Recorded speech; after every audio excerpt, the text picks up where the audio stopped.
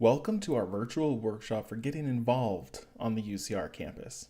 Our goal with this video is to share with you the reasons why you might get involved in something here and how to find the right opportunities for you, or for your student if you happen to be a family member. We're also going to touch on some common concerns that people might have, such as hazing, membership dues, and the effect of involvement on a student's GPA. Let's start with that last point before we get too far. Some students and families might think that choosing to focus entirely on academics is what's best for their GPA. But we look to Alexander Aston, a researcher at UCLA whose study revealed that the average GPA was higher in students that got involved on their campus, as opposed to strictly doing coursework. Why is that? Well, a student might join a club actually focused on their career aspirations, so it makes sense that joining a pre-med organization would help them flourish in their pre-med courses. By getting involved, they also learn skills not taught in the classroom. For example, they might learn to mediate conflict in a student organization, or they might learn better time management skills. And these are skills that also might help them with projects in their classes, especially in group projects. They also might get involved just to have fun and make friends, which can really boost their positivity and mental health, as opposed to feeling alone and isolated as they focus solely on academics. There are a lot of reasons to get involved, but the key thing to understand is that it's also about balance. A student who joins 20 clubs and spends every night going to meetings, yes, they might struggle academically. So we recommend that students find a few quality experiences to focus on while they're here, instead of going for a high quantity of experiences. Listing 20 clubs on your resume doesn't look as impressive as holding leadership positions in a small number. Now, Aston defined involvement pretty broadly. He included things like working on campus, living on campus, taking advantage of resource offices, being a part of mentorship programs, and much more. For now, though, our area of expertise is really student organizations and campus departments. Student organizations are pretty self-explanatory. They're created by students and ran by students. Campus departments might have student employees, but they're ultimately ran by professionals at the university. An average UCR student will engage with both organizations and departments frequently while at UCR. Let's dive into student organizations. We keep all of our student orgs on a website called Highlander Link. You can type in specific club names or even general topics and you'll likely see results. This isn't a perfect system though, as not every group's name makes sense, and sometimes the student org might not list all the keywords that would make sense for them either. So you could choose to browse by category. We have organizations split up into what we call clusters. So I could browse all of the cultural organizations or service organizations. We have over 500 organizations total, so this can help narrow the field. I also want to point out something about groups with Greek letters in their name. While some of these might be the single-gender fraternities and sororities you're likely familiar with, plenty of other groups use Greek letters as well. Phi Alpha Delta is our largest pre-law organization on campus, while most pre-med students might look into groups like Phi Delta Epsilon. These professional groups are co-ed, as opposed to the single-gender organizations. So when you see a name, do some research before you make a decision outright. Since narrowing down our 500 clubs can be tough, we want to introduce you to a service we provide called the Involvement Calculator. This is something that all UCR students can fill out, in which they list their hobbies and interests, academic major or career aspirations, past involvement either in high school or community college, and other information that can help us lead the student in the right direction. One of our advisors creates a hand-tailored report for each student, pointing them to a list of organizations that they would particularly be interested in. To fill out this form, any student can go to go.ucr.edu/getinvolved to fill out the form. With normal wait time, students should receive a response back within a week.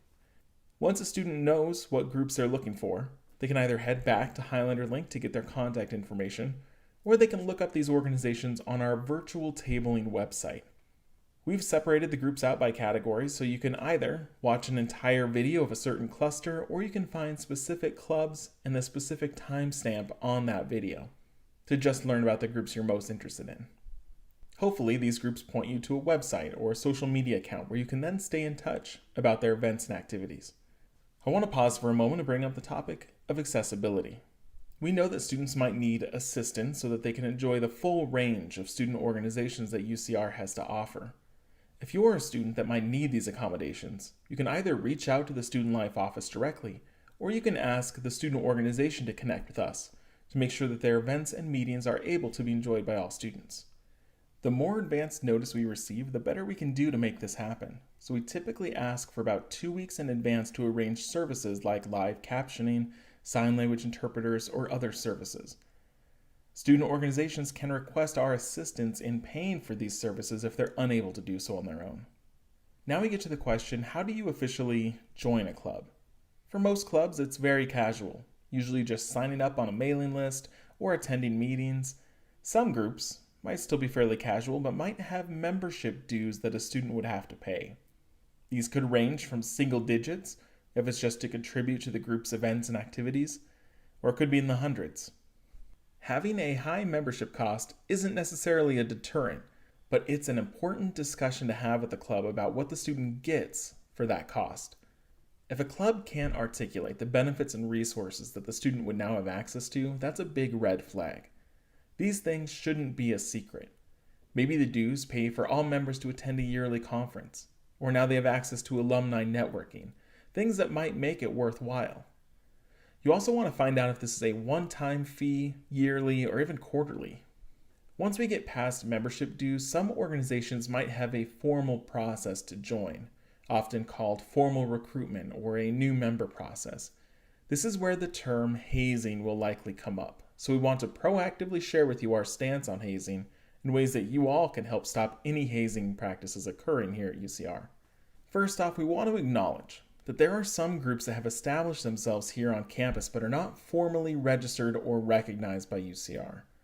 There are some groups who've been removed from campus for various risk management violations and have continued to try to function, and some who did not follow our registration process and policies and still try to function as a group. We encourage you to search Highlander Link for any organization you're interested in to ensure that they are registered and recognized at UCR. We highly encourage students to join registered student orgs due to the benefits we're able to provide, including advising from the Student Life office, the ability to reserve space and hold events on campus, access to apply for funding through ASUCR, our student government, and training and resources provided by various departments. It is also important to note that joining dismissed organizations and participating in activities could be considered a policy violation and could result in suspension or dismissal from the university. So double and triple check that you're joining legitimate organizations. Now, if the organization is registered, you can still keep an eye out for hazing practices. Hazing is defined as any action taken or any situation created intentionally that causes embarrassment, harassment, or ridicule, and risks emotional and or physical harm to members of a group or team, whether new or not, regardless of the person's willingness to participate. UCR and all UCs maintain a zero-tolerance policy for hazing. This means that any individual or student organization found to be engaging in hazing-related behaviors is subject to group and or individual sanctions, which could include suspension or dismissal from the university. Additional information regarding the UC policy can be found on the Dean of Students website at go.ucr.edu/hazing. We encourage all students or family members to properly report any hazing-related behaviors they encounter regarding UCR students. There are various ways to report. First, if any activities are known to cause immediate harm or danger, we encourage you to first call 911. You can also report to the Dean of Students office, the Student Life office, the Fraternity and Sorority Involvement Center, or Student Conduct and Academic Integrity programs. So now that we've discussed how to find opportunities and begin your UCR involvement, we want to welcome you to reach out to the Student Life office if you have any questions or concerns. We have dedicated advisors to student organizations that can help you make the best decisions and help you navigate any challenges you might have with these organizations. We hope to hear from you soon, and thanks for watching.